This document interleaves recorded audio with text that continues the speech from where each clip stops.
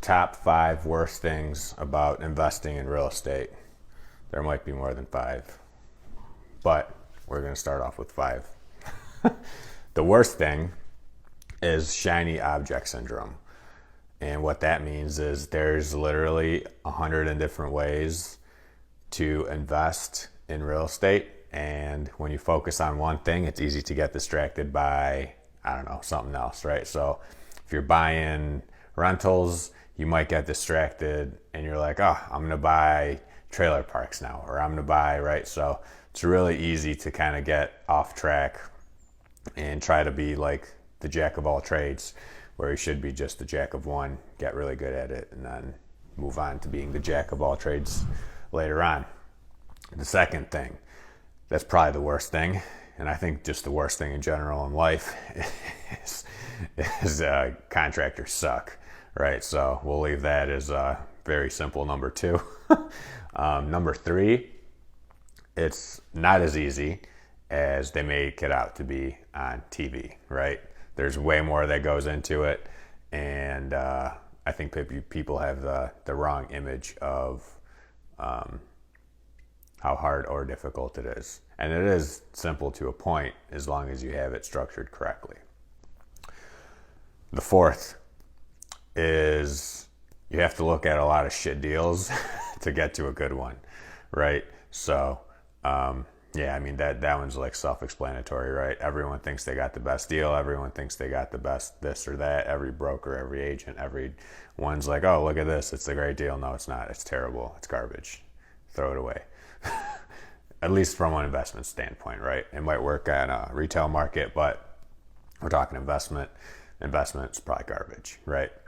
The fifth thing that's probably one of the most literally annoying things ever is every single dude that's like flipped a house or, I don't know, bought a rental, and they're obviously now the biggest guru of all time and is going to try to sell you a strategy on the secret of getting rich off of real estate, while he did like one thing and now he's going to get rich by selling you his course of nothing, right? So I think that's really prevalent in all industries, but more so in real estate, I think.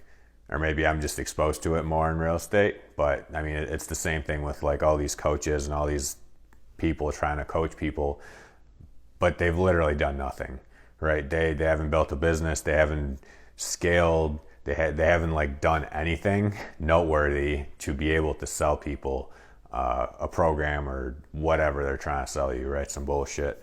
And yeah, and I mean that's on, right? Everyone needs to do their due diligence before they buy anything. I've never bought it because it's all free online, and if you really want to know it, you can figure it out by reading it and figuring it out, right? Or asking the right people. The right people will just be like, yeah, just do it this way. Bada bing, bada boom, you're done, right? You don't need to go pay some dude like 50 grand to show you how to flip a house. At that point, buy a house for 30, put 20 into it, you flip the house, and you either made money or you didn't. You're better off than paying that dude 50 grand and having the secret or the knowledge than just doing it yourself and maybe breaking even, maybe making some money, maybe losing some money, who knows, right? But I think that's better education than paying someone, for this example, to flip a house, because it's not that hard. Same thing with the rental, right? You just go out and do it. That was 5 things. I got another one. 6th thing, property management companies suck balls real hard. They're terrible. Very, very terrible. They charge like crazy fees. And I'm not saying like standard fees, but they charge like obnoxious things. Like most property management companies, they don't have like maintenance staff, right? So they'll call a plumber and then charge you like the $150 for the plumber. Then they'll charge you like 10% on top of that for them calling the plumber. And then they'll charge you some other fees in there. So by the end of it, you paid like $200 to get a leaky faucet fixed. So that's terrible. They'll charge like half a month's rent to re-sign a lease that the person was already there. Literally, they just re-signed the lease. They didn't do anything, right? So, and that's not like whatever, but the worst part is they just suck in general, right? It is awful, terrible having property managers. They're good when you get them, but then once you have them, they suck. So that's why we started a property management company. And that's all I can think of right now. So that was the top 6 things that I hate or the worst. I forgot what I started the video off. The top 6 things that are the worst about investing in real estate. Yeah. Shiny object. Contractors suck. It's not as easy as it looks, but it can be if you got systems in place.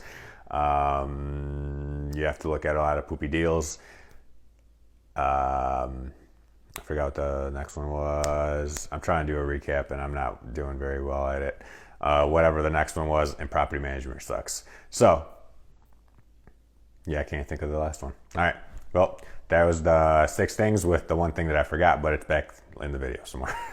So hopefully that helped. And by no means does real estate suck. Those are just kind of like some annoying things. But there you go. Those are some annoying things about real estate. 6 of them with the one that I forgot. And there's probably a few more.